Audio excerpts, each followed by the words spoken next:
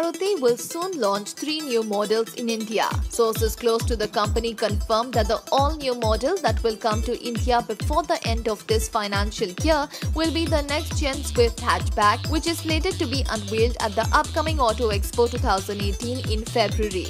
The new Swift hatchback, unveiled in late 2016, managed to retain the overarching design language of the original car. The 2017 Swift is built on the same platform as the Baleno, though it will be 10 to 15% lighter. The other two models that will see mid-cycle updates are the S-Cross crossover and the Celerio hatchback. While the crossover was unveiled earlier, the India spec car is likely to get similar styling tweaks as the international model. The Celerio hatchback will also see minor tweaks to its exteriors and interior. Details of these two cars are not yet available.